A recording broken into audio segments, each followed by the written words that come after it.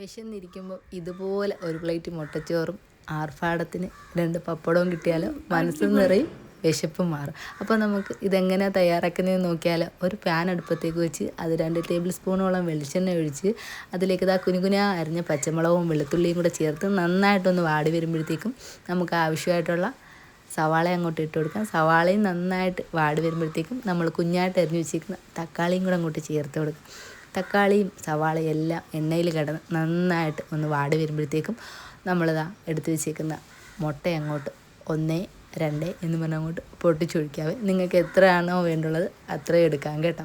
അതിനനുസരിച്ച് എല്ലാത്തിൻ്റെയും ക്വാണ്ടിറ്റി കൂട്ടിയാൽ ഞാൻ 2 മുട്ട അങ്ങോട്ട് പൊട്ടിച്ചൊഴിച്ച് കൊടുത്ത് അത് നന്നായിട്ടൊന്ന് ഇളക്കി യോജിപ്പിച്ചതിന് ശേഷം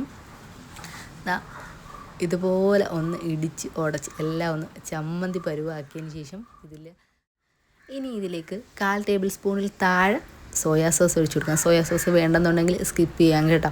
ഇനി ഇതിലേക്ക് അടുത്തത് വേണ്ടുള്ളത് ടൊമാറ്റോ സോസും കൂടെ നമുക്ക് ഒഴിച്ചു കൊടുക്കാം. ഇനി ഇതിലേക്ക് ഇതെല്ലാം ഒന്ന് മിക്സ് ചെയ്തതിന് ശേഷം എരിവിന് ആവശ്യമായിട്ടുള്ള മുളക് പൊടി ചേർത്ത് കൊടുക്കാവേ. മുളക് പൊടിയും കൂടെ ചേർത്ത് നന്നായിട്ട് ഇളക്കി യോജിപ്പിച്ചതിന് ശേഷം ഇതിലേക്ക് എരിവിന് ആവശ്യമായിട്ട് കുരുമുളക് പൊടിയും ഗരം മസാല പൊടിയും 1/4 ടേബിൾ സ്പൂണിൽ താഴെ മഞ്ഞൾപ്പൊടിയും കൂടെ നമുക്ക് ചേർത്ത് കൊടുത്ത് ഇതെല്ലാം ഒന്ന് നന്നായിട്ട് മിക്സ് ചെയ്ത് യോജിപ്പിച്ചെടുക്കാം കേട്ടോ.